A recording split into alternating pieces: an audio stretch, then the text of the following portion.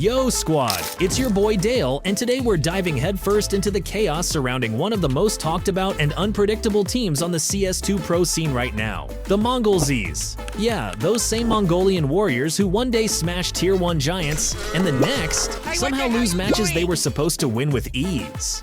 What the hell is going on with these guys?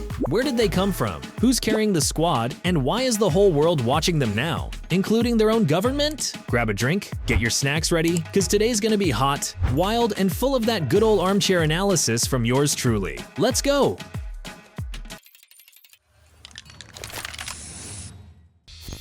See the promo code on the screen? Don't wait for a lucky chance. Luck is already on your side. Enter the promo code on our website and collect top loot from GG Drop. Let's rewind their journey over the past year or so, because this has been nothing short of a roller coaster in the esports world. Just think about it. They didn't just make it to the playoffs at the Shanghai Major 2024, they exploded onto the scene. And this wasn't some solid result. This was history. The first Asian team ever to reach that stage at a major. And how did they get there? By bodying absolute titans like G2 and MongolZ along the way. The entire world was left speechless. Then came the 2-0 stomp over the seemingly invincible Team Spirit at Cologne 2024. People legit thought the Dragons were unstoppable, and then the Mongols rolled in and just sent them packing to the lower bracket. How's that for a plot twist? They also grabbed a prestigious trophy at Yala Compass, where they made the Swedes from NIP surrender in the grand final. And the cherry on top of this blood-soaked victory cake? Their triumph at Thunderpick World Championship 2024, where they took down none other than the Danish Warriors from Heroic in the finals. Just imagine the level of hype and confidence these guys must have been riding after all that. Then comes 2025, and the roller coaster continues. In Katowice, they start strong, push through the pressure, take down the solid Turkish squad Eternal Fire 2-1, and make it to the semifinals. You're thinking, okay, here we go. They finally found their rhythm. But then comes Blast Open Lisbon, and boom, classic MongolZ moment. Sure, they had some flashy wins, smacked Liquid, shut down M80, even got revenge on G2 for past defeats. But right after that, they lost to Navi twice, fell to Vitality, and when it really mattered, got knocked out by those same G2 guys 0-2, missing playoffs again. And just recently at the Bucharest event, a 1-2 loss to 3DMAX, the same squad they got slapped 0-2 by at another event not long ago. That right there sums up the Mongols perfectly. They can drop the match of a lifetime against tier 1 giants, showing off insane aim and coordination, and then suddenly trip over a wildcard team or just fall flat in a clutch moment. But man, is it entertaining to watch. And you've got to respect that they chose to skip the blast bounty for the sake of mental reset and rest. That shows real maturity, thinking long term instead of chasing every event and risking burnout. Mad props for that. So who are these guys shaking up the scene? Let's take a closer look at this squad that came together in 2023 after repping the new MongolZ tag, basically built on the IHC core. Leading the charge is bLitz, aka Garrett Magnai Bayambasurin, their captain IGL, and the big brain behind it all. And trust me, I've got one insane story about this dude coming up later. Then there's Technofuck, Sadbayar Monkbold, the workhorse of the team. Always grinding, always doing the dirty work without a fuss. 910.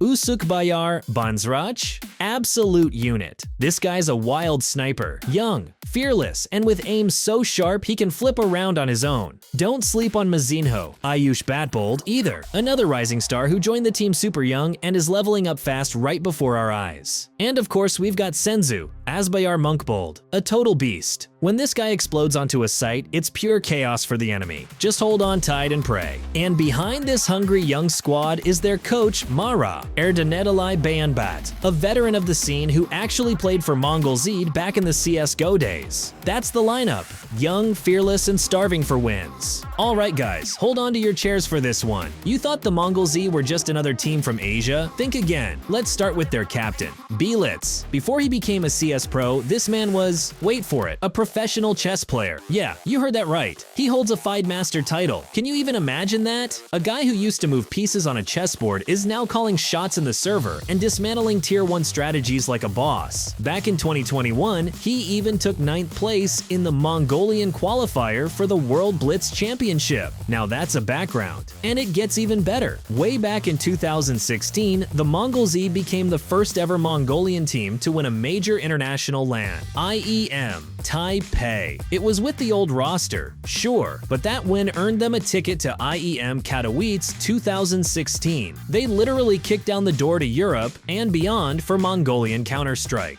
What's even more amazing is that the MongolZ tag was basically dead. At the end of 2022, the original organization shut down. But in April 2023, the boys from IHC said, you know what, let's bring the legend back. And bring it back they did. Their win at Yala Compass 2024 wasn't just another trophy, it was historic. They became the first Asian team since 2010 to win an international S-tier LAN. Asia waited 10 years for this moment. The MongolZ didn't just win, they put the entire region back on the map. And you can't ignore how Mongolia sees them as national heroes. Seriously, a point of pride. These guys are inspiring thousands of young Mongolians to pick up a mouse and keyboard. The hype around esports in the country is going absolutely wild because of them. How awesome is that? This isn't just a team, it's a whole damn story. And what a story it is. And now we're getting to the juicy part, the news that absolutely blew up the esports scene. Ready for it? The Mongols have officially been recognized as Mongolia's national esports team. Yeah, you heard that right. That means full government support, official passports, travel assistance, and,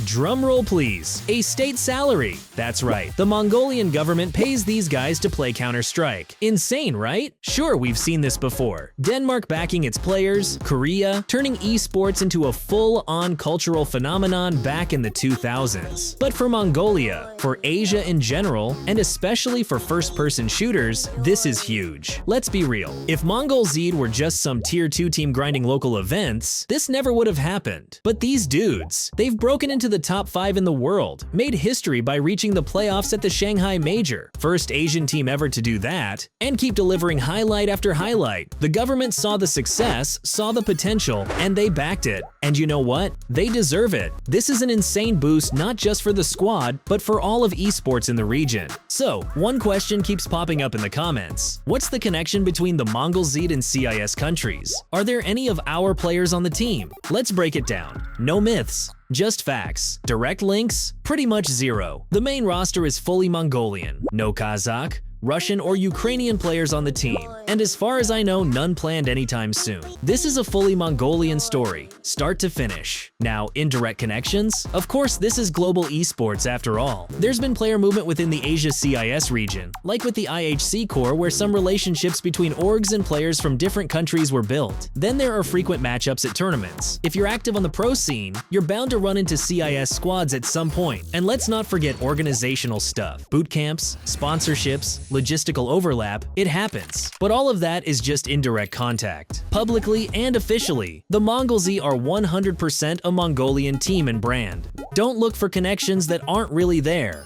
So, what's the verdict, folks? The MongolZ are an absolute phenomenon. A young, insanely talented, but still inconsistent team with a one-of-a-kind story and massive support back home. Now, even from the government. These guys can beat any top team on their day. Seriously, anyone. But just as easily, they can crash out against a team they were supposed to beat. These ups and downs, that's their biggest weakness, and maybe their biggest charm. It's what makes watching them so damn exciting. They've already proven that Asia isn't just about Dota or Valorant. There's life in CS2, and oh boy, what a life! They've restored hope and hype for the entire region. The potential? Massive. If they can work on their consistency, tighten up their map pool, and gain more LAN experience, who knows, maybe one day we'll see them lifting that major trophy. I'd love to witness that moment. Right now, they're one of the brightest rising stars and biggest hopes of 2025. So that's the full story, folks. That's the Mongols for you. A truly unique, original, and insanely fun team to watch. You just can't ignore them no matter how hard you try. But what do you think about their future? Can they become a stable top-tier team in the world? Or will they stay that unpredictable dark horse? The kind that shocks everyone with upsets, but stumbles in the long run. And who's your favorite player from this wild squad? Drop your thoughts down in the comments. I read them all. Good luck in your matches. matches. Frag hard and keep playing CS. See you in the next one. Peace out.